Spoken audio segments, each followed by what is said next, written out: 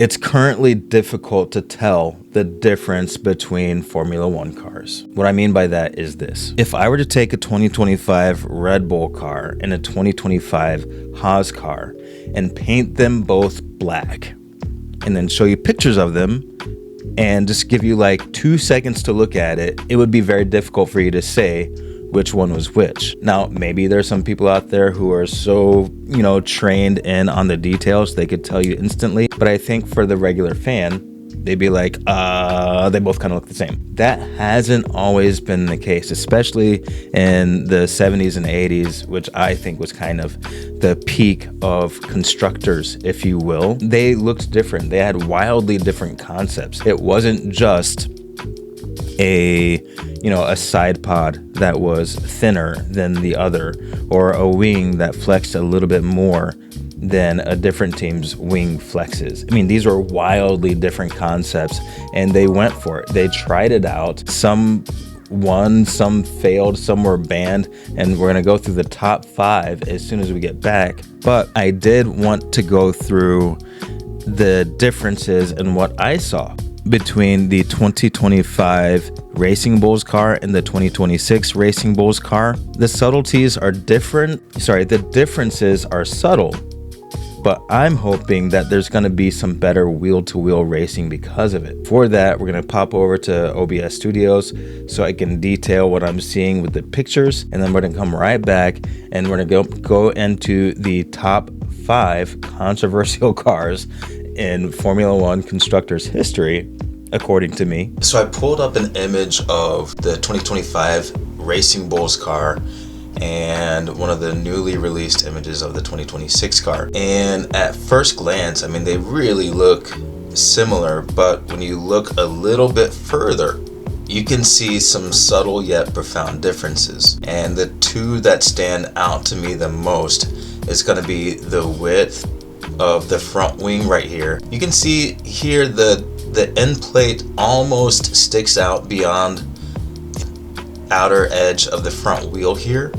And while you do have a little bit of this front wing that goes almost to the end of the front wheel, the end plate itself actually stops at the inner edge. And then you can see that the tires are a little wider on the 2025 car, and then you can see that the rake, so see this gap here in the 2026 car, this is a lot more reminiscent of the older cars, whereas there's almost no rake here because we had the ground effects era. The cars almost had to drag against the surface, and if ever you lost in any of the floor, or you got some damage or you hit some debris, this would really affect the performance of the car, the downforce, the ability to corner. So a lot of downforce is generated by this huge front wing here, and so that is going to make it a lot more difficult to follow the car that's ahead of you, because if you get a bunch of dirty air, your downforce isn't going to be as great, and as you can see, you're relying a lot on the downforce in this front wing, so following is going to be a lot harder. So now you're a lot more reliant on mechanical grip. Here, downforce in the front in this front wing is less of a premium, so my prediction is that you're going to be able to follow a lot more easily. This isn't necessarily the best angle of the car. There are some other angles, maybe I'll show that a little bit later, but the car itself has a little bit of a smaller footprint. Matter of fact, let me see if I can pull up a better comparison of the 2026 car. So this one is a little bit grainy, but this almost shows the same view, so like the front 3/4 view, and this just looks like a smaller, more nimble, more raceable car. So if we're only going by dimensions, which is kind of all we have right now, we don't really have testing, which is gonna take place next month so we can find out actual lap times. Raceability of the 2026 car, based on dimensions alone, looks like it's going to be a lot higher. And what I hope that means is a lot more overtakes, a lot more wheel to wheel versus someone just getting out in front and staying there. I mean, this car looks like a whale. It looks overweight. This car is not as light as, say, like a 2009 car where they still had refueling, but you can see it's a step in the right direction. Now, Formula One, the regulations are really restrictive right now, but it didn't always used to be the case. And as a matter of fact, I am going to go into some of the more controversial cars from the past. For that, I'm going to go back over to my other camera and my other studio setup. So I'll see you in a second. So the first one is the Williams FW26. It was nicknamed the Walrus Nose, and it was active in 2004, designed by Antonia Terzi. And what was crazy about it? It had a thin protruding nose and a wing that was kind of further back. So you got this nose over the top, wing further back, and you've got these two, structures, the brackets or whatever, that held the wing in place. And in my opinion, it was kind of ugly. I mean, honestly, it's really ugly. But what it was supposed to do was improve airflow going over the wings and through the back of the car, the rear diffuser.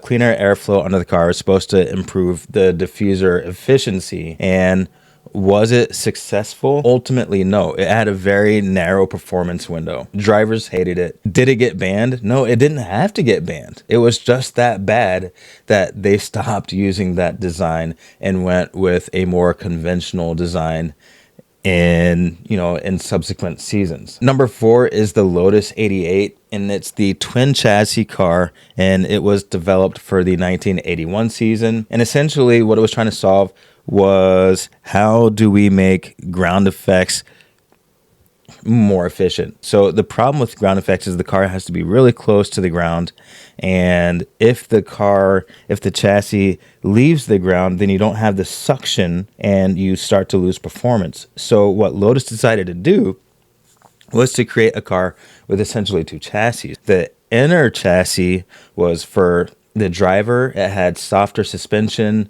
and it was able to corner easily. It was able to follow the contours of the road, and basically your conventional design with lots of mechanical grip and a performance window that reflected that. And then the outer chassis was for the aerodynamics. The outer chassis was rigid and it was sucked down to the ground, so you end up kind of with the best of both worlds. So it skirted the ground effects ban that they had after 1978.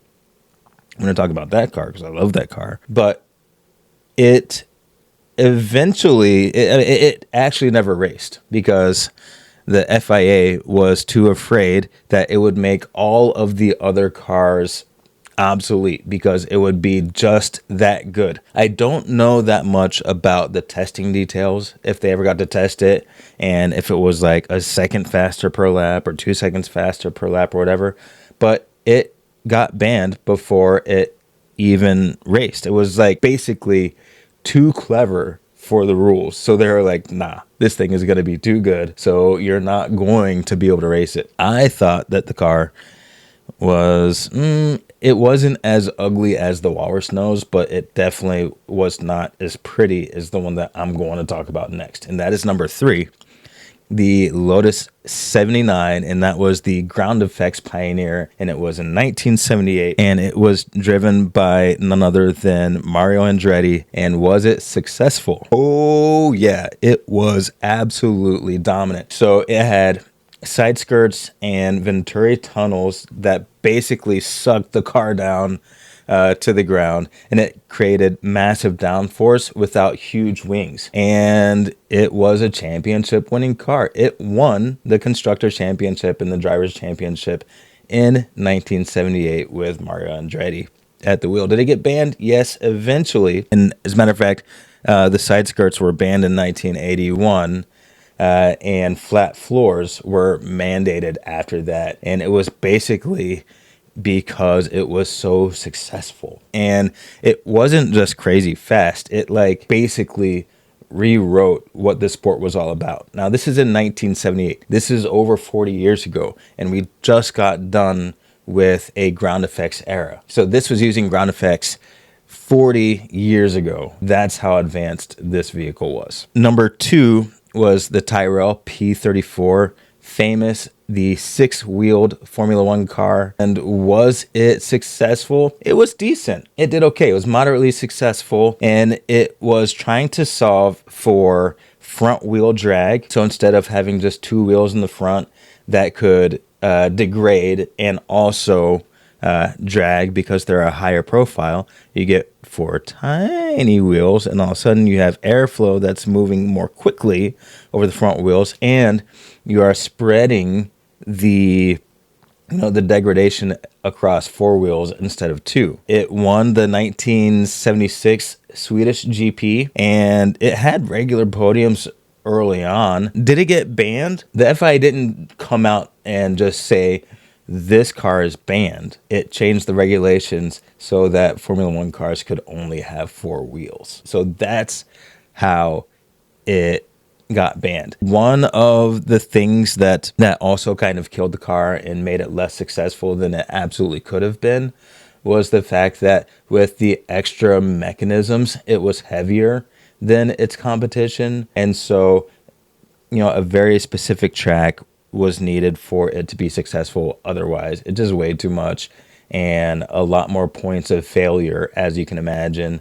And then eventually the FIA banned it anyway. But was it cool to look at? I'm not sure. For me, the jury's out. Sometimes I look at it and I'm like, wow, what a cool idea. What a neat looking car. And sometimes I look at it and I'm like, wow, what a hideous insect of a car. But it was active between 1976 and 1977. And then number 1 would be the Brabham BT46B, otherwise known as the fan car. Now, check this out. This car was active in 1978, so it was active at the same time as the famous John Player special car, which I just spoke of, which was driven by Mario Andretti and won the championship in 1978. So that talks more about just how much constructors really mattered back in the day. Wild ideas. Let me talk about this one really quick. From the front, it looked like a normal F1 car.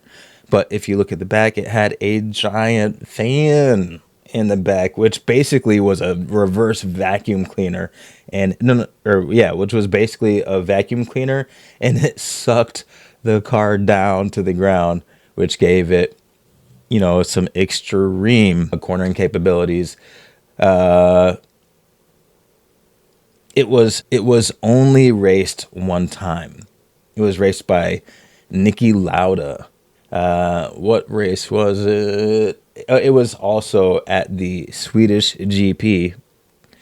And it was officially banned for having a movable aerodynamics device. That was against the rules. So in this day of DRS, would it have survived? I don't know. I'm sure the FIA would have come up with something like, yeah, you can move up and down, but you can't twirl or something. I don't think that idea would have survived modern regulations, but it was very successful and it was very dominant, at least in the race that it was allowed to run. And there you have it, a brief history lesson of how wildly different Formula One cars used to look even in the same year. Anyway, I've been Dalton. This has been the Petrol List, and you have been great. Thanks for watching. More news to come as we get closer to testing for the 2026 season. I'm out.